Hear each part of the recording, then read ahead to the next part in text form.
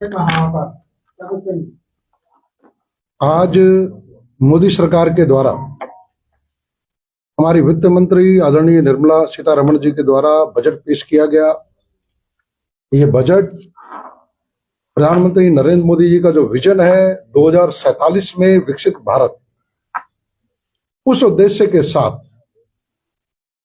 जिसमें अर्थव्यवस्था की प्रगति, स्वास्थ्य पर बहुत विशेष ध्यान देना, इंफ्रास्ट्रक्चर लॉजिस्टिक्स पे बहुत अधिक ध्यान देना, शिक्षा पर बहुत विशेष इस पे प्रावधान किए गए हैं, रोजगार उस पर बहुत प्रावधान किए गए हैं और रोजगार के साथ जो नए टेक्नोलॉजी के प्रावधान इस बजट के माध्यम से माननीय हमारी वित्त मंत्री के द्वारा किए गए हैं। अगर हम देखते हैं कि इस बार बहुत सारी चीजें, एक तो सबसे बड़ी विशेष चीज जो होती है, कई बार हम लोग उसमें चूक कर जाते हैं। देश को अगर विकसित राष्ट्र बनाना है तो उसमें सबसे बड़ी चीज है अर्थव्यवस्था पर ऋण का क्या असर, ऋण कितना है, हमारी भारतीय अवस्था ऋण पर कितनी चलती है और क्या उसमें सुधार हो रहा है या वो खराब हो रही है। सामान्यतः बजट पूर्व में देखने में बड़े अच्छे लगते थे लेकिन बड़े कमजोर अंदर से होते थे क्योंकि उसमें उधार सरकार के द्वारा बहुत अधिक होते थे।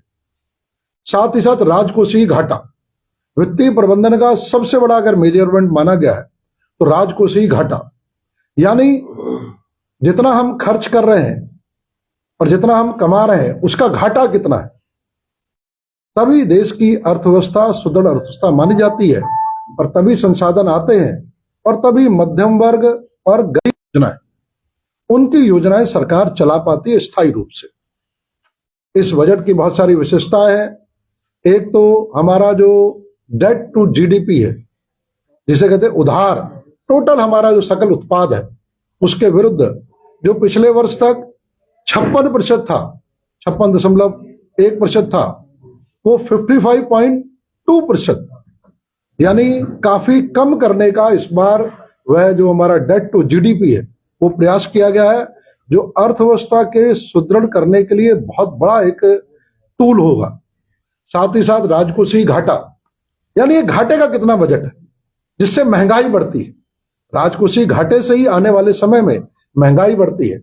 कई बार हम खाली टैक्स स्लैब्स को और उन सब चीजों को देखते हैं। सरकारें कई बार टैक्स स्लैब तो छूट देती रहती हैं लेकिन आने वाले समय में अर्थव्यवस्था चरमरा जाती है। तो राजकोषीय घाटा वो भी बहुत कंट्रोल करते हुए, पिछले वर्ष से कम करते हुए 4.3 यानी 4.3% राजकोषीय घाटा करने का लक्ष्य रखा गया है, जो निश्चित रूप से जितने भी अर्थशास्त्री हैं वो उसकी बहुत अधिक सराहना कर रहे हैं। जहां तक इनकम टैक्स की बात है तो इस बार नया इनकम टैक्स अधिनियम, यानी पिछले लगभग कह सकते हैं 60 साल बाद, 65 साल बाद नया इनकम टैक्स अधिनियम आया है। कोई सरकार साहस नहीं कर पा रही थी नया इनकम टैक्स अधिनियम लाने का। पुराने इनकम टैक्स अधिनियम में बहुत सारे प्रावधान थे, बहुत सारे पेनल्टी प्रोविजंस थे, प्रोसिक्यूशन था, कॉम्प्लेक्सिटी थी, जिसके कारण से आयकर दाताओं के लिए बहुत बड़ी समस्या रहती थी। तो नया आयकर अधिनियम 1 अप्रैल 2026 से लागू होगा और जिसमें जो टैक्स स्लैब है 12,75,000 रुपए की जो आयकर छूट है, जो मोदी सरकार के द्वारा गत वर्ष दे दी गई थी, इतनी छूट कभी कल्पना भी नहीं की जाती थी। तो 12,75,000 रुपए की जो आयकर छूट है वो आगे उसी तरीके से जारी रहेगी। इसमें एक और विशेष रूप से चूंकि नया आयकर आया है तो बहुत सारे लोग ऐसे हैं जो जानकारी के अभाव के कारण से कहीं अपनी आयकर दिखाने में छूट गई। अब उन्हें डर लगता है कि अगर हम दिखाएंगे तो बहुत बड़ी 30% से लेके 100% तक की पेनल्टी है, प्रोसिक्यूशन है, जेल हो सकती है। तो वो पुरानी जो गलतियां हैं उन्हें गलतियों को दबाए छुपाए रहते हैं। तो नए जो आयकर अधिनियम है उसमें दिखाया गया है कि अगर वो जानबूझकर नहीं किया गया, अनजाने में छूटी है, तो 10% अतिरिक्त टैक्स देकर, खाली 10%, आप पुरानी अगर कोई आपकी इनकम छूट गई है तो उन इनकम को भी आप दिखा सकते हो। यानी जो लोग अभी मुख्य धारा से इस आय टैक्स जो आयकर हमारा था अधिनियम, जिसमें बहुत सारी धाराओं के डर के कारण से कि हमें पेनल्टी लगेगी, हम पे छापे पड़ जाएंगे है, उस डर को खत्म करते हुए केवल 10% अतिरिक्त टैक्स देके अगर आपकी इनकम पहले से कोई छूटी हुई है तो आप उस इनकम को आप डिस्क्लोज कर सकते हो। ऐसे ही आपने इनकम दिखाई है लेकिन विदेशों में किसी की संपत्ति है जो दिखा नहीं पाए, वो मात्र 30% दिखाकर उसको उस पे जो है दिखाया जा सकता है और उसे आगे किया जा सकता है। तो 30% हम वो भी कर सकते हैं। इसके अतिरिक्त जो आइए विकास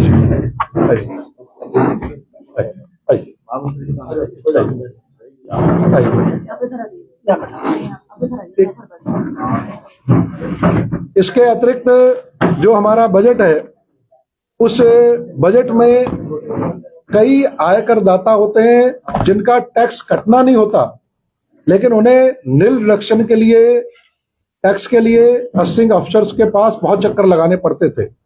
उसे सरल करते हुए जिनका टैक्स नहीं कटना वह अपना 15H और 15G और 10H फॉर्म स्वयं भर सकते हैं, यानी नील डिडक्शन सर्टिफिकेट। यानी मेरे ऊपर कोई टैक्स नहीं कटता क्योंकि एम्प्लॉयर TDS काटते हैं। वो कहते हैं जी हम तो काटेंगे, आपकी पता नहीं कितनी इनकम और कहीं से आती हो, आप नील डिडक्शन सर्टिफिकेट एक आयकर अधिकारी से लेकर आए। उसमें भी इस नए बिल में बहुत बड़ी छूट दे दी गई है। इसके अतिरिक्त ई-कॉमर्स पोर्टल जो छोटे कारोबारियों को विश्व स्तर तक पहुंचाने के लिए एक बहुत बड़ा पोर्टल तैयार किया जा रहा है कि जो छोटे कारोबारी हैं केंद्र सरकार के ई-कॉमर्स पोर्टल के माध्यम से वो विश्व स्तर तक अपनी चीजों को पहुंचा सकते हैं। होम लोन जो है हमारा, जो अधिकांश मध्यम वर्ग उसका होम लोन का उपयोग करता है, उसमें टैक्स रिलीफ को भी इस बजट में बढ़ा दिया गया। यानी मकान बनाने में जो इनकम टैक्स की छूट का लाभ मिलेगा और उसके कारण से काफी चीजें मकान बनाना और सस्ता भी होगा और मकान बनाने के लिए मध्यम वर्ग और प्रोत्साहित होगा। इसके अतिरिक्त स्वास्थ्य के क्षेत्र में भी इस बजट में बहुत बड़े परिवर्तन किए गए हैं।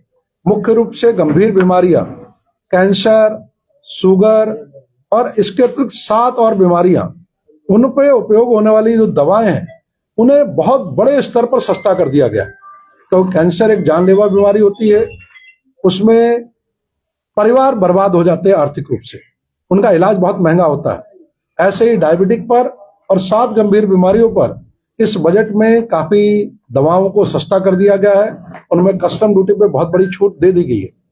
इसके अतिरिक्त सोलर, जो आज की तारीख में, आज की स्थिति में सोलर बहुत महत्वपूर्ण है, वैकल्पिक ऊर्जा, तो सोलर सस्ता हो रहा है, जूते सस्ते हो रहे हैं, इलेक्ट्रॉनिक्स के आइटम्स, मोबाइल, हमारी ईवी जो हमारी व्हीकल्स है, ईवी बैटरी है हमारी, वो सस्ती हो रही है, CNG जो बायोगैस मिक्स्ड है वो सस्ते हो रहे हैं, माइक्रोवेव ओवन वो सस्ता हो रहा है। और एक अब ये पूरा भारत जो विश्व है एक ग्लोबल विलेज बन गया है, ताकि हमारे युवा बड़ी तेजी से विदेश जा सके और विदेश में ज्ञान प्राप्त कर सके। तो विदेश में शिक्षा भी सस्ती हो गई है और साथ साथ इस बजट के माध्यम से विदेश यात्रा, जिसपे पहले TCS जो टैक्स कटता था वो 5% से लेके 20% था, उसे घटाकर 2% कर दिया गया। यानी विदेश यात्राएं भी बहुत बड़े स्तर पर सस्ती होने वाली है। स्वास्थ्य के क्षेत्र में जो हमारी सबसे बड़ी ताकत है आयुर्वेद, भारतीय चिकित्सा पद्धति, उस भारतीय चिकित्सा पद्धति के देखते हुए 3 नए all India institute of Ayurveda ये भारत सरकार बनाने जा रही है आयुर्वेद के ऊपर ही। जैसे हमारे एम्स होते हैं, all India institute of Ayurveda, ये 3 नए बनेंगे और हर जिला अस्पताल को अपग्रेड किया जा रहा है। साथ ही साथ जो हमारे ट्रॉमा सेंटर है उनकी क्षमता को बहुत तेजी से बढ़ाया जा रहा है, उसके बढ़ाने का प्रस्ताव कर दिया गया है और ट्रॉमा क्षेत्र के साथ साथ बहुत आगे उसमें बढ़ेंगे। डेयरी, पशुधन और सबसे विशेष बात क्या है, किसानों की उत्पादकता। तो आज हम देख रहे हैं AI बहुत महत्वपूर्ण टूल हो गया है। तो किसानों की उत्पादकता बढ़ाने के लिए AI, आर्टिफिशियल इंटेलिजेंस जो है, उन टूल्स का बहुत ने प्रावधान किए हैं कि किसानों की उत्पादकता AI के माध्यम से हम कैसे बढ़ा सकते हैं और किसानों को अपनी उत्पादकता बढ़ाने के लिए परंपरागत के स्थान पे साथ साथ उनके लिए प्रोफेशनल कंसल्टेंसी हो, उन्हें सलाह मिले, तो ऐसे सलाहकार हमारे केंद्र सरकार के द्वारा नियुक्त किए जाएंगे, ऑनलाइन और ऑफलाइन। किसान उनसे सलाह लेकर अपनी उत्पादकता को बहुत तेजी से बढ़ा सकते हैं। उत्तराखंड का एक बहुत बड़ी अर्थव्यवस्था का आधार है पर्यटन। उस पर्यटन को देखते हुए बहुत बड़े प्रावधान इस बजट में किए गए हैं, बहुत अधिक प्रावधान किए गए हैं। 20 प्रसिद्ध जो पर्यटन स्थल है उनके लिए 10,000 गाइड जो है उनका प्रशिक्षण किया जाएगा, 10,000 गाइड का, और जिससे निश्चित रूप से टूरिज्म को बहुत बड़ा एक लाभ मिलने वाला है और उत्तराखंड को भी बहुत बड़ा लाभ मिलने वाला है। ऐसे ही हर जिले में महिला छात्रावास है, हर जिले में एक महिला छात्रावास बनाया जाएगा। 5 विश्वविद्यालय टाउनशिप बनाई जा रही हैं। जितने भी बड़े औद्योगिक क्षेत्र बन रहे हैं उनके साथ में टाउनशिप बनाई जाएंगी। और जो आने वाले समय की अर्थव्यवस्था के सबसे बड़े आधार हैं सेमी कंडक्टर। हम जानते हैं कि हर जगह चिप का उपयोग होता है, छोटी सी छोटी चीज से लेके जो है हमारा बच्चों का खिलौना है और रॉकेट भी है अगर हमारा, उसमें भी चिप है, सेमी कंडक्टर है। और सेमी कंडक्टर अर्थव्यवस्था को बढ़ाने के लिए, उत्पादन को बढ़ाने के लिए सबसे बड़ा आधार है। तो सेमी कंडक्टर 2.0 ये योजना हमारी वित्त मंत्री, हमारी प्रधानमंत्री मोदी जी की सरकार इस बजट में लेके आई है। और साथ ही साथ पिछले दिनों एक बहुत बड़ा एक शब्द जिसकी सबसे ज्यादा अधिक चर्चा हो रही है, जो चीन की जिसमें मोनोपोली बनी हुई है, जिसने अमेरिका को भी हिला रखा है, वो है रेयर अर्थ मिनरल्स। उस रेयर अर्थ मिनरल्स को लेकर भी इस बजट में भारत स्वावलंबी बने। रेयर अर्थ मिनरल्स उससे वो बहुत बड़ी ताकत है विश्व की ताकत बनने के लिए, तो उस पर भी बहुत काम हो, उसकी भारत में बहुत अधिक संभावना है। तो इस बजट में उसके प्रावधान भी किए गए हैं। और एक बहुत बड़ा प्रावधान तकनीकी को देखते हुए, हम सब जानते हैं डेटा ये आज के आधुनिक जीवन का सबसे बड़ा आधार है और डेटा पर ही सारी आधुनिक तकनीकी चलती है। और डेटा जो क्लाउड सर्विसेज होती हैं, यानी डेटा को सुरक्षित रखना, डेटा उपयोग के लिए उपलब्ध कराना, ये से क्लाउड सर्विसेज कहते हैं। इस क्लाउड सर्विसेज को जो है, जो भी क्लाउड सर्विसेज प्रोवाइडर है उन्हें 2047 तक के लिए टैक्स हॉलिडे दिया गया, क्योंकि हमारी सरकार ने माना है कि डेटा जितना अधिक सक्षम और समर्थ होगा वो देश उतना अधिक आगे होगा। तो उसके सर्विस प्रोवाइडर हमारे यहाँ बहुत तेजी से निकल के आ रहे हैं। तो क्लाउड सर्विस प्रोवाइडर जो है उन्हें 2047 तक कंप्लीट टैक्स हॉलिडे, यानी जो भी प्रोफेशनल्स इस दिशा में जाएंगे उन्हें बहुत तेजी से उन्हें टैक्स हॉलिडे मिलेगा। खेल के ऊपर खेलो इंडिया प्लान और रक्षा बजट पर जो कस्टम ड्यूटी है वो बहुत कम की गई है, ताकि रक्षा क्षेत्र में हम आत्मनिर्भर हो सकें। जो कंपनियों के लिए मैट होता है, मिनिमम अल्टरनेटिव टैक्स, उसे भी बहुत कम करते हुए 14% कर दिया गया है। और हम सब जानते हैं कि कनेक्टिविटी, स्पीड, ये बहुत महत्वपूर्ण है। एक एक मिनट के लिए संसाधनों का उपयोग होना और संसाधनों का अपव्यय ना होना, ये हमने देखा है कि हमारी मोदी जी की सरकार ने इस तरीके से इंफ्रास्ट्रक्चर, हाईवे और ये सारे खड़े किए हैं और उसके कारण से लॉजिस्टिक्स बहुत तेज हमारी बहुत मजबूत हुए। इस पे और विशेष ध्यान देते हुए विश्व स्तर के 7 हाई स्पीड कॉरिडोर्स, यानी ऐसे 7 हाई स्पीड कॉरिडोर्स जिसकी स्पीड जो है और सुरक्षा मानक विश्व स्तर के हों, वो भारत के अंदर बने, कि उनके सुरक्षा मानक भी और उनकी स्पीड भी, जिससे कि हमारे संसाधनों का अधिक से अधिक उपयोग हो और कम समय में लोग एक स्थान से दूसरे स्थान पर और संसाधन भी एक स्थान से दूसरे स्थान पर जा पाए। ऐसे हमारे 7 हाई स्पीड कॉरिडोर्स, उनका भी प्रावधान इसमें कर दिया गया है। और विशेष रूप से रोजगार और युवाओं के लिए education to employment and enterprise, यानी अब पढ़ाई हमारी जो होगी वो हमारी रोजगार और हमारा जो जिसे कह सकते हैं कि एंटरप्रेन्योर बनना, एंटरप्राइज बनना, यानी व्यापार व्यवसाय। तो पढ़ाई, शिक्षा, रोजगार और व्यापार पेशे से ये जुड़ी हुई हो, इसके लिए सारी व्यवस्थाएं इस बजट में करने का प्रयास किया गया। क्योंकि हम जानते हैं कि हमारी शिक्षा व्यवस्था में 1947 लेके बहुत बड़ी खामी रही कि हमारे यहाँ स्किल्ड लोग नहीं हैं, एजुकेटेड लोग हैं, पढ़े लिखे लोग हैं, लेकिन वो स्किल्ड नहीं है, वो अभी रोजगार के लिए सक्षम नहीं है। तो उसके लिए इस बजट में बहुत बड़े प्रावधान किए गए हैं। हम कह सकते हैं कि बजट ये सर्वांगीण बजट है, जिसमें इंफ्रास्ट्रक्चर से लेके, हेल्थ से लेके, एजुकेशन से लेके, एम्प्लॉयमेंट से लेके, गरीब जन कल्याण से लेके, और जो 2047 का प्रधानमंत्री मोदी जी का विजन है विकसित भारत का, उसे लेके ये हमारा बजट 2026 का आया है।